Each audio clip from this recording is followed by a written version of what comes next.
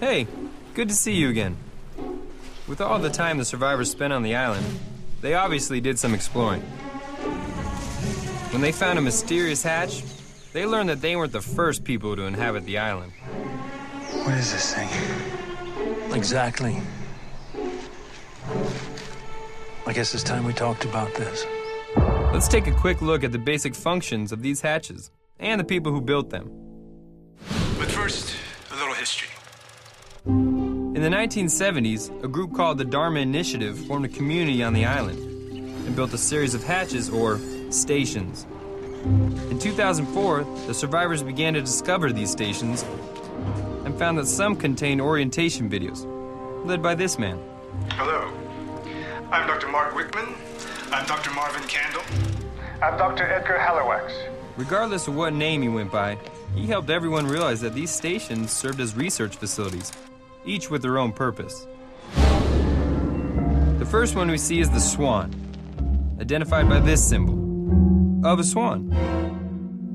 Anyway, the Swan Station was created for the study of electromagnetic fluctuations. However, there was an incident. And since that time, the following protocol has been observed. This protocol was to push a button every 108 minutes. What's gonna happen? Just push it! But the survivors began to question why they were doing this This is crazy. You think that makes sense, pushing a button? and decided to stop. So it imploded. But before that happened, John Locke experienced his Swan Station lockdown sequence, revealing a map that had been drawn on the back of the blast doors. This map, created for reasons unknown, appears to show the locations of all the Dharma stations. In the middle of the map is the Pearl.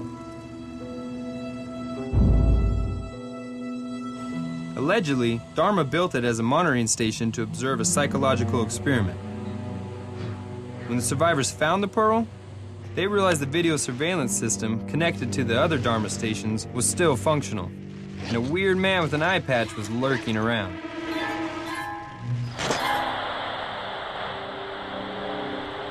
I guess he'll be expecting us.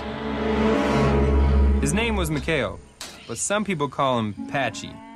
He was a member of the others working at the Dharma station known as the Flame. What's the purpose of the flame? To communicate with the outside world, of course. But once the survivors hit the Flame, it didn't last much longer. Long story short, Locke initiated a self-destruct sequence, and the Flame went up in flames. What have you done, John?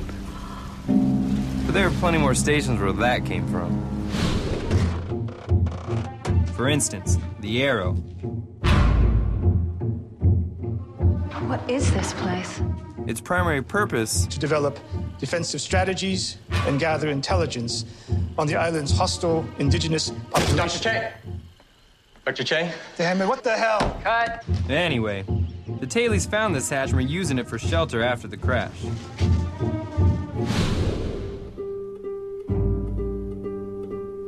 There was also the Hydra Station, located on Hydra Island. This thing's for what? Sharks? Dolphins, too.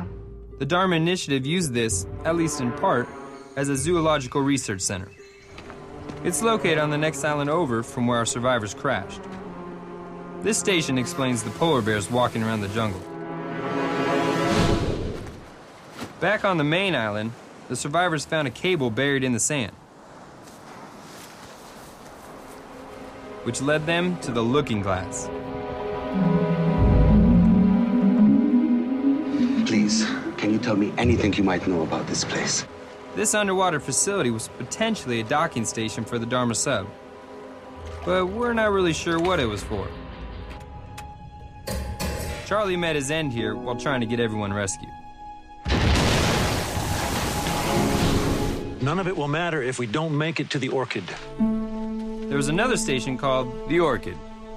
It might look like just a greenhouse from the outside, but below the surface, it's a lab for conducting time travel experiments. Hidden even deeper underground is the very wheel Ben used to move the island. Lost insiders might know this as the frozen donkey wheel. But Dharma had a few other things they were researching, like at the Tempest. This station is known to produce poisonous gas.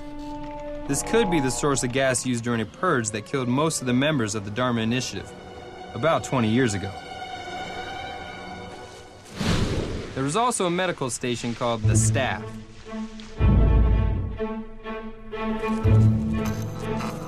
Juliet used this station to figure out Sun's date of conception and to get medical supplies for Jack's appendectomy.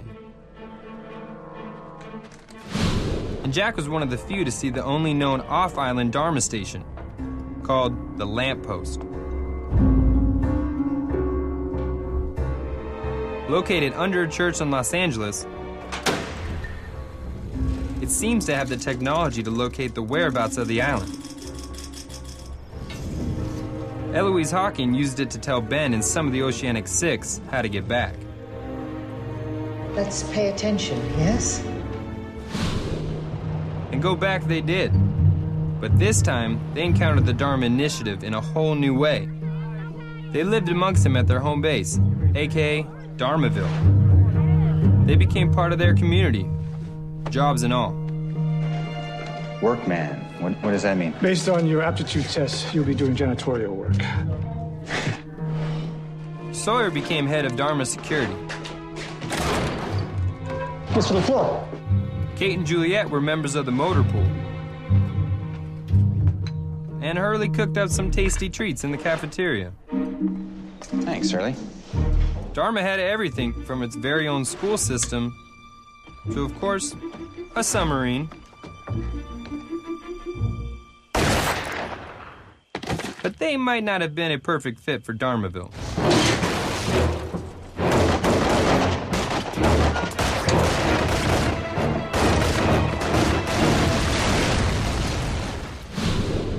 So as it turns out, it wasn't only Dharma that ended up leaving a mark in island history. The survivors did too.